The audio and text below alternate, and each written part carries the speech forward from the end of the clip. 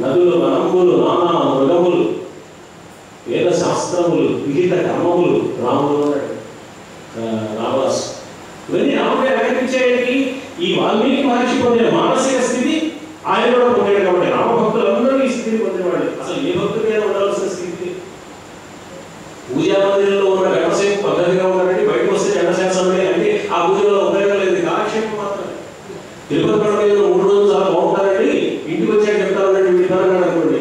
మరి తిరుపతి కొండ వెళ్ళడం వల్ల ఏం ప్రయోజనం లేదు. అయ్యప్ప దీక్ష తీసుకున్న 40 రోజులు శభాష్, 41 రోజులు ఎప్పుడు వస్తున్నాడు ఎదురు చూస్తాడు అనుకోండి, దీక్ష కాదు శిక్ష. ఆ దీక్ష తీసుకోవడం అవసరం. 40 రోజులు పని చేసిన వాడు ఆ పనికి అలవాటు పడి 41 రోజులు అదే పని చేయాలి, అదే భావంతో ఉండాలి, అదే మనసుతో ఉండాలి. ట్రైనింగ్ పెట్టాం మనం. ట్రైనింగ్ దేనికి? తర్వాత ఉద్యోగంలో ఈ ట్రైనింగ్ లో చూసుకుని ఇంప్లిమెంట్ చేయడానికి.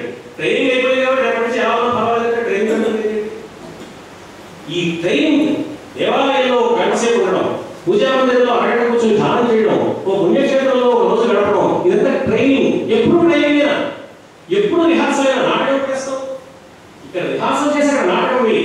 దేవాలయంలో రిహార్సల్ చేయి, జీవితంలో నాటకం ఆడు.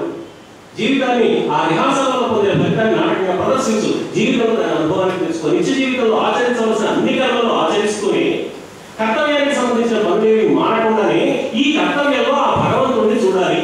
ఇదే కబీర్దాస్ చెప్పాడు, దిల్ మే రామ్ హాత్ మే కామ్ అన్నాడు. నీ మనసులో పరమాత్మ ఉండాలి, చేతిలో పనులు ఉండాలి. పనులు మానేసి పరమాత్మ గురించి ఆలోచిస్తూ కూర్చోమని చెప్పలేదు భారతీయ సిద్ధాంతం. ఈ స్థితిని అనుభవిస్తున్న వాడు తన నిత్యహితమైన కర్మలు ఆచరించడానికి, స్నానం చేసి సంధ్యావందనం చేసుకోవడానికి వీలుగా ఒక్కసారి ఆ సరోవరాన్ని చూసినప్పుడు పరిసరాలన్నీ కూడా ఇలాగే ఉన్నాయా అని గమనిస్తూ ఉంటే ఓ వేటగాడు పక్షిని కొట్టాడు. అరణ్యంలో ఏ వేటగాడు ఎప్పుడు ఈ పక్షిని కొట్టడండి? ఏ జంతువుని కొట్టడా? ఈ పెద్ద మనిషి ఈ దృశ్యాలు ఎదురు చూసుడా? ఇది వరకు ఆ దృశ్యాల ముద్ర హృదయం మీద పడలేదు. ఈవేళ ఒక పక్షి ఒక బోయవాడిని కొడితే ఆ పక్షి ప్రాణాలు కోల్పోతే రెండో పక్షి ఆ మొదటి పక్షి కోసం విలవిల్లాడుతుంటే వాల్మీకి హృదయం కూడా విలవిల్లాడింది.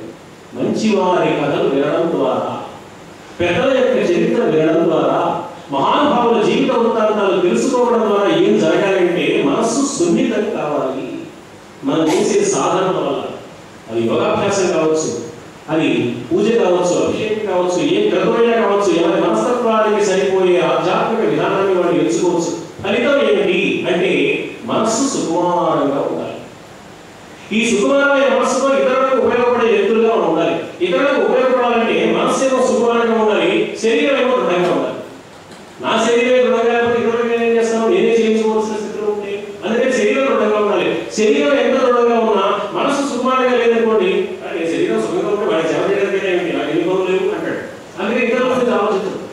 ఇతరుల గురించి ఆలోచించాలంటే మనస్సు సుకుమారంగా ఉండాలి. సేవ చేయడానికి శరీరం సిద్ధంగా ఉండాలంటే శరీరం దృఢంగా ఉండాలి. శరీరాలు దృఢంగా మనస్సు సుకుమారంగా ఉండే స్థితిని ప్రసాదించేది ఆధ్యాత్మిక సాధన. అది దూరం అయిపోయిన వల్ల ఏమవుతున్నాయి? శరీరాలు దుర్బలం అయిపోతున్నాయి, మనస్సులు కట్టబెట్టుకుపోతున్నాయి, మనస్సులు కఠినంగా తయారవుతున్నాయి. వేళ శరీరాలు చాలా దుర్బలంగా ఉంటున్నాయి. ఎవరైనా సేవ చేస్తే బాగుండడం, మనస్సులో మాత్రం కఠినమైన ఆలోచనలు ఉంటాయి. సుకుమారంగా ఉండవలసింది మనస్సు, దృఢంగా ఉండవలసింది శరీరం. శరీరం ఏమో దుర్బలంగా మారిపోతుంది, మనస్సు ఏమో కఠినంగా మారిపోతుంది. అంటే ఆధ్యాత్మిక సాధన జరగడం లేదన్నమాట. ఆధ్యాత్మిక సాధన పేరుతో కాలక్షేపమే జరుగుతుందన్నమాట. ఇంకా వీలుగా ఉంటే లోక వంచన కూడా ఆయన చాలా మహాభక్తుడా అని ఇతరులు అనుకోవడానికి పనికొస్తుంది. ఇతరులు అనుకుంటే ఎలాగో ఈశ్వరుడు అనుకోవాలి. ఈశ్వరుడు అనుకునే విధంగా సాధన జరగాలి కానీ ఇతరులు అనుకునే విధంగా సాధన జరిగితే ప్రయోజనం లేదు. ఇతరులు అనుకునే విధంగా కాక ఈశ్వరుడు అనుకునే విధంగా జరిగితే ఇతరులుగా ఎవరు కనిపించారు? అందరూ ఈశ్వరుడుగానే కనిపిస్తారు. అందరూ ఈశ్వరుడుగా కనిపించే వరకు ఈ సాధన సాగినప్పుడు ఏ స్థితి ఉంటుందో ఆ స్థితిలో ఉన్నాడు వాల్మీకి మహర్షి. ఒక పెట్ట ప్రాణం పోతే తట్టుకోలేని స్థితికి వచ్చాడు. నేను లేదా ఆ స్థితి అంటే నిన్న లేదు. నేను పెట్ట కొట్టేవాడిగా ఉన్నాడు, నేను ప్రాణాలు పోయే పెట్టలేదా ఉంది. ఈవేళ తట్టుకోలేని స్థితి వాల్మీకి మహర్షికి వచ్చింది. అప్రయత్నంగా ఆయన నోటి నుంచి ఒక మాట వచ్చింది. అది ఏమిటా? ఏదో శ్లోకంలో ఉంది. ఆశ్చర్యపోయాడు. ఈ ఆశ్చర్యంలో నుంచి తేలుకోకుండానే ఆయన ఆశ్రమానికి తిరిగి శిష్యుడితో అన్నాడు, ఏమి శిష్యుడు ఆశ్చర్యంగా ఉంది? పాదబద్ధో అక్షర సమః తంద్రీలయ సమన్విత. అన్ని పాదాలు సమానంగా ఉన్నాయి, సమానమైన అక్షరాలు ఉన్నాయి ప్రతి పాదంలోనూ. ఇది చాలా వింతగా ఉంది. వీణ తీగల మీద మీటి పాడడానికి వీలైన స్థితిలో ఒక దివ్య నాదం నా నుంచి వెలువడింది.